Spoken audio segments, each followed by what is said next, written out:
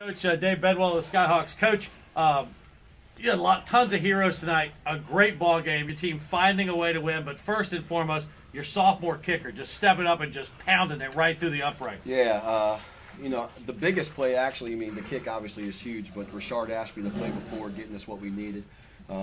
We weren't quite in the range we were comfortable with. And, right. Getting those yards really helped us. Keaton has done a great. He hadn't missed an extra point I think until last week, 40-something for 40-something, and hadn't missed the field goal all year long. And we got in the right spot, and kid put it through. And two fourth-down conversions on that drive too. Yeah, Dejon Dorsey, wow, stepping in at receiver and making some plays and a pick and all. Good gosh. Two interceptions in the fourth quarter. Yeah. The kid is. He's had his rough times and he's had his good times, but as a corner, you got to have a short memory, and he's got it, and he makes plays, and just a great job tonight. Talk about the job that J.B. Wright did for you, stepping in after Mines had a couple of fumbles. People are going to say Mines was out because he fumbled.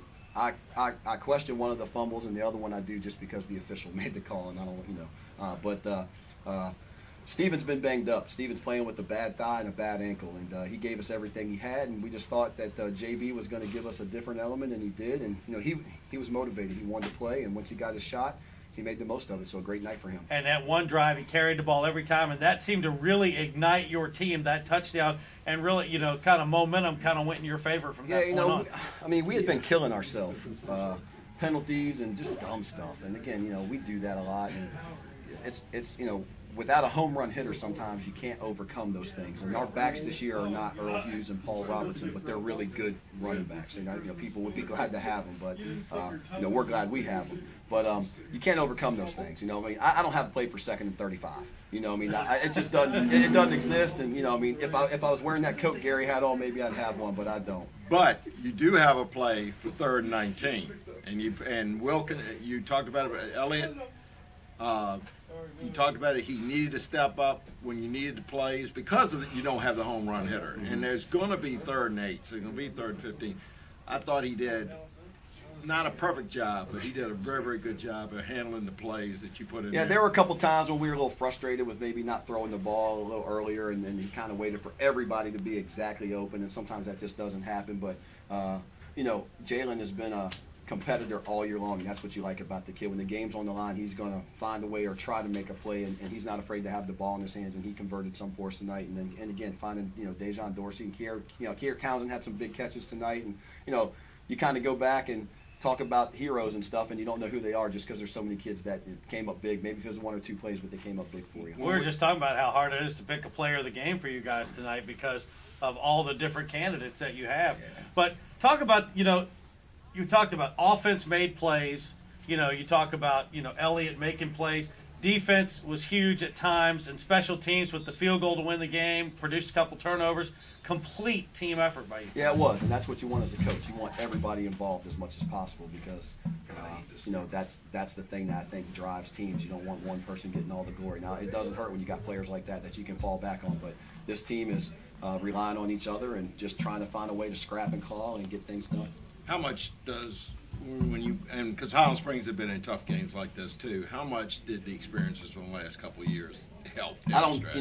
I don't know the exact answer to that question, but I'll tell you this: we were piping it up over there. Hey, we've been in this position before. Yeah. You guys have been here. We know we can do this. This is nothing new to us. Even if our kids weren't there, they believed that they were, and I think that helped us, no doubt.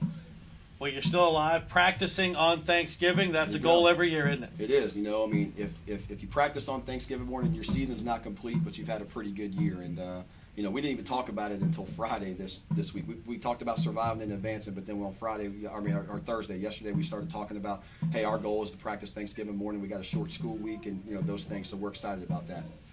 This was a great atmosphere tonight. Highland Springs has an excellent football team. And you talked about leaning on that experience, finding a way to win. That's what matters, right, at this point of the year? Yeah, and you guys have followed, since I've been a Bird. You guys have followed Bird, and, you've seen a lot of Bird football games over the years. And there's just something about the kids at Bird that are going to play 48 minutes, whether they're down by 40 or up by 40. And that's what they did tonight, and that's what we want as a staff, and we're proud of them. So, a lot of teams come, teams go. Different ones have been ranked #1. Manchester was there. Highland Springs has been there this year, but guess what?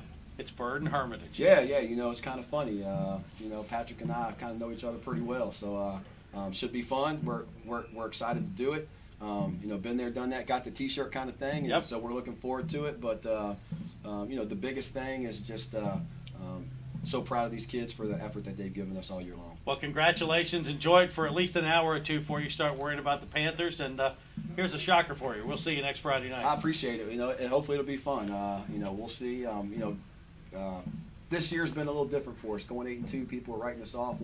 You know, some people are calling for a new coach and new this. I mean, it's just all kinds of crazy stuff. You know, you go 8-2, and people are like, "Ah, man, write them off." And just proud of our kids for believing in us and, you know, keeping our program on the right track. Well, congratulations. Great job tonight. David Bedwell, Skyhawks a winner. We'll take time out. Fox Sports 910. Thank you, guys.